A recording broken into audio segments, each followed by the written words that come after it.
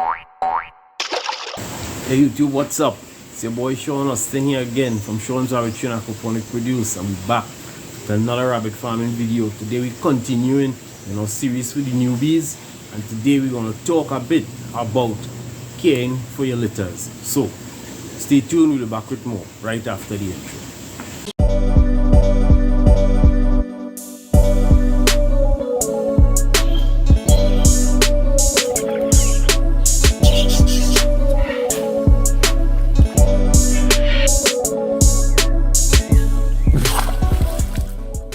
Hey guys, we're back.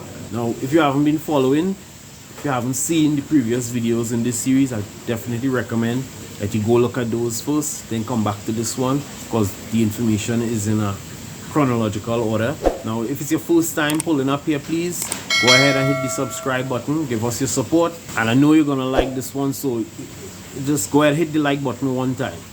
You know, let the algorithm know that you want to see more of our content. Subscribe, share, like. You know, help us on our road to 10,000. We're just over 6,000 right now. We need your support. Help us get to that mark. Now, you've bred your does and you're now preparing for your litters. Within that stage there, after breeding your does, at day 14, you're going to palpate all of your does that were bred to confirm whether or not they conceive. Now, I'm not going to cover palpation in this video. I've already done a couple other videos dealing with palpation. If you haven't seen those, then you could go back and check those out. I'll try and leave a link to that in the description of this video. So you've palpated and you've confirmed all of the does that are pregnant. Okay, those that are not pregnant, you're going to immediately rebreed.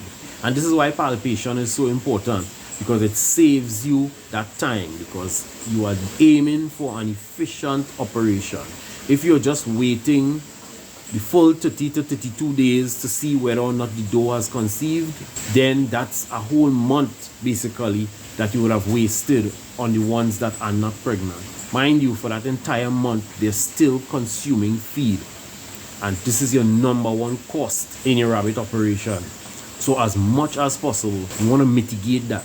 So palpation at the 2-week mark is really important, so that immediately the does that are not pregnant, you can rebreed them and not wait an extra 2 weeks hoping that a litter arrives when none will.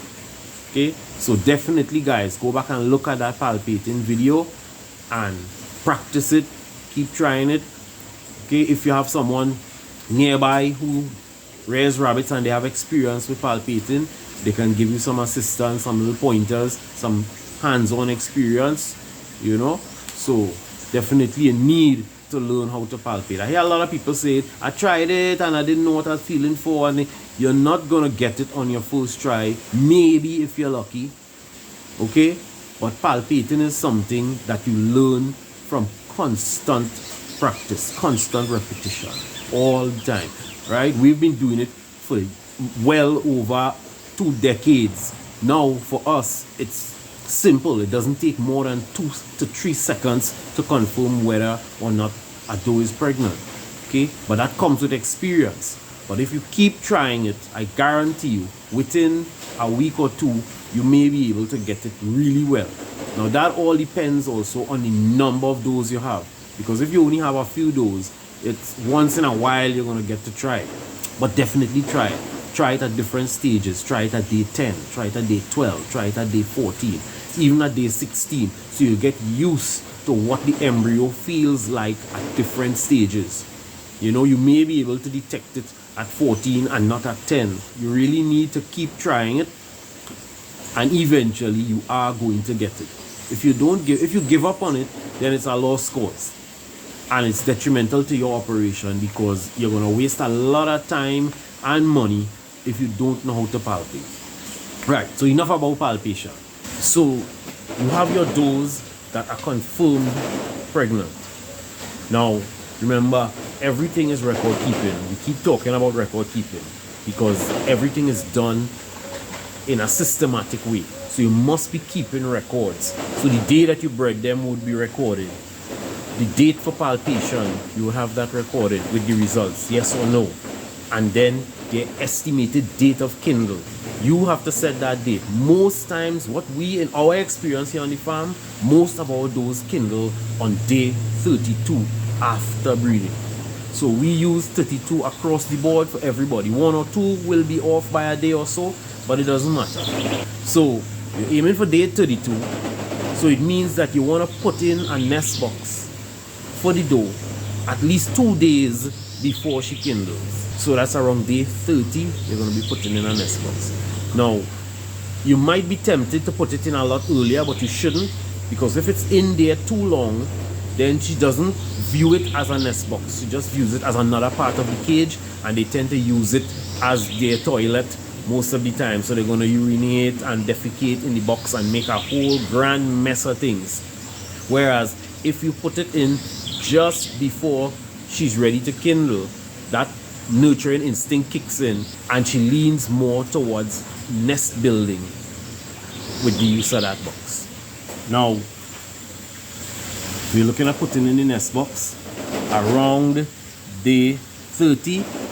Okay, so this is the nest box that we use. These came with the cages that we bought. So you see they have the little drainage holes at the bottom there, but for the most part the sides are sealed off, so it helps to keep out a bit of draft and keep them a bit warm.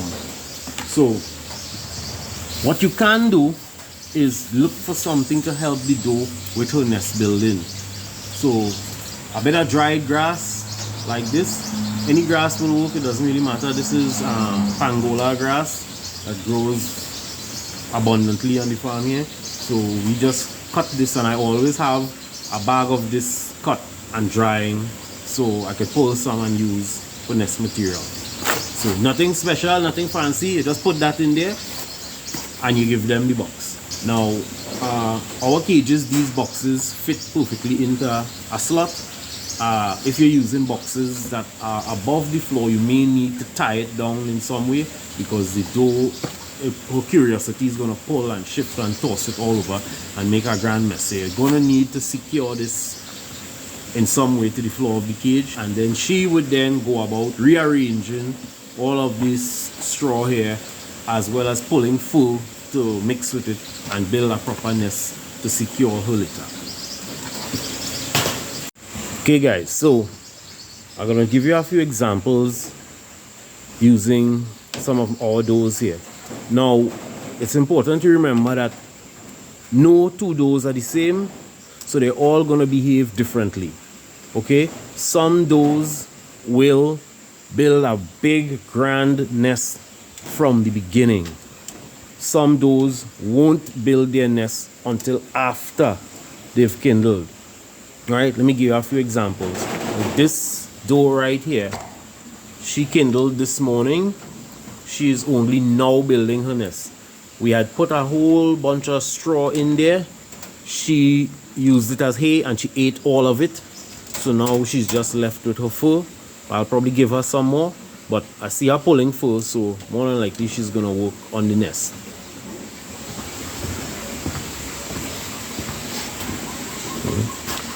Alright, we have like this doe here.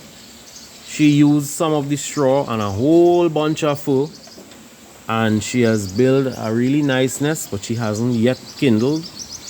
Now guys, when your does are due to kindle, you don't really interfere with them as much. Okay, you can come and have a look and check on them, but try not to handle them too much and reduce stress on them as much as possible. So remove your pets, your dogs and cats that like to run through the rabbit tree and might disturb them. You know, try and reduce the stress on them in any way. All right, we have another example here. Look, you could see her actively nest building there. All right, she's using all the food that she pulled with some of the straw that we gave her. So she'll probably kindle sometime today as well. Okay. Then we have those like this one here. She has a nice litter. I think it's about 8. Come on, focus. right? She's feeding them, but she didn't build any nest at all, none. She ate all of the straw and she didn't pull any fur. Okay, now this doe here on the other hand, she pulled enough fur for probably 5 rabbits.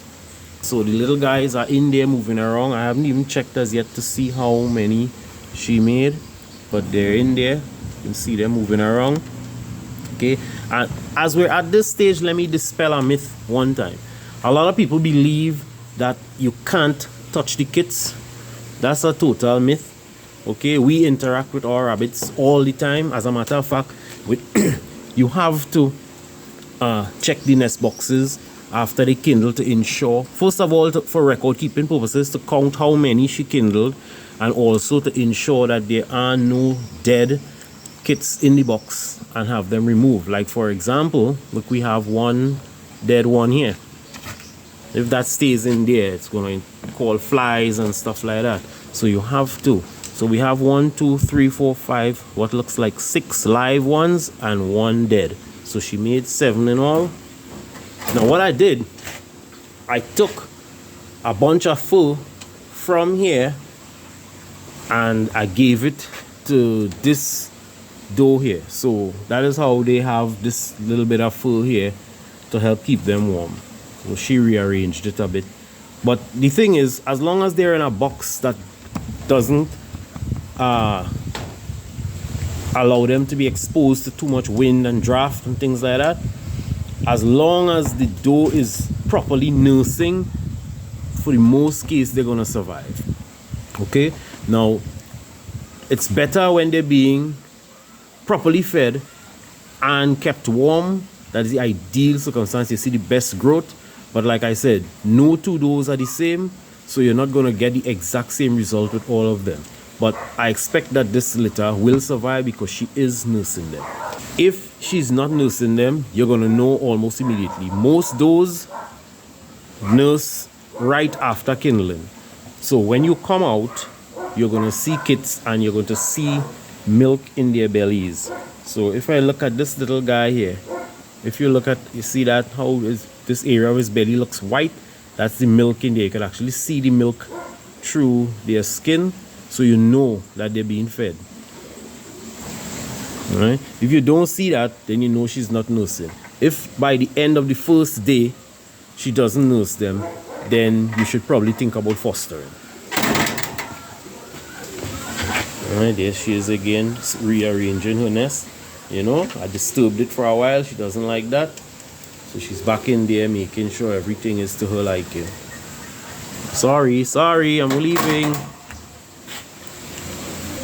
Okay, so I mentioned fostering a while ago, and we're not going to go too deep in that because I also already did an entire video on fostering, so you can go have a look at that. But basically, what you're going to do, if you observe that the doe isn't nursing them, you can move them to other does and she will care for them.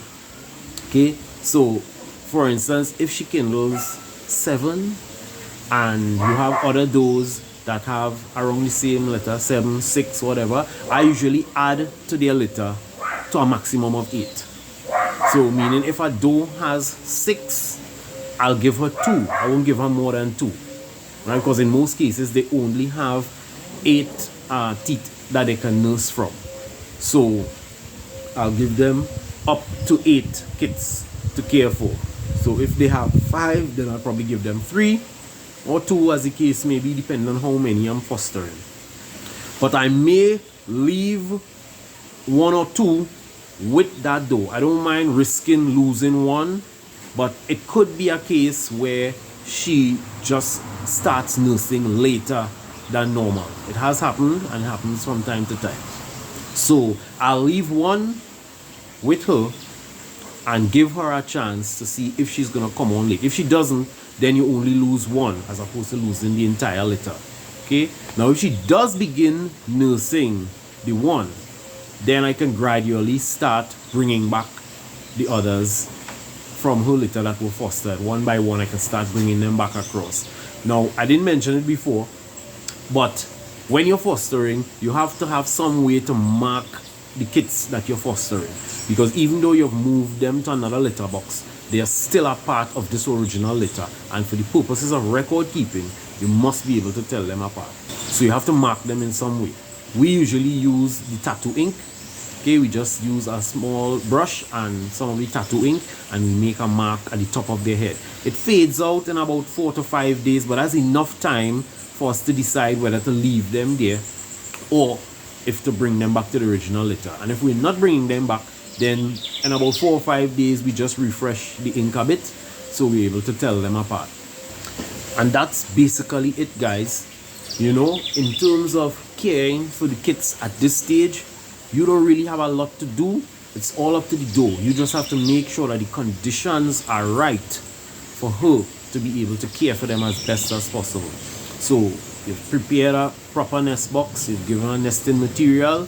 Okay, you have to ensure that she has a ready supply of food and clean drinking water, and reduce as much stress as possible. You know, make the area stress-free as possible, and more than likely 9 out of 10 times she's gonna do the job and do it well. Okay, so we're gonna leave it there for today. We're gonna continue on this same topic in our next video, when we look at the kits at an older stage and how we'll care for them then. So guys, thanks for watching, thanks for your support. If you enjoyed this video, go ahead and hit that like button right now. Okay, share this video with someone who you think they will find useful, and help us to get to that mark of 10,000 subscribers. So again, on behalf of my business partner Sean McLean, Sean's Rarity and Aquaponic Produce, signing out. We'll see you guys in the next video. Peace.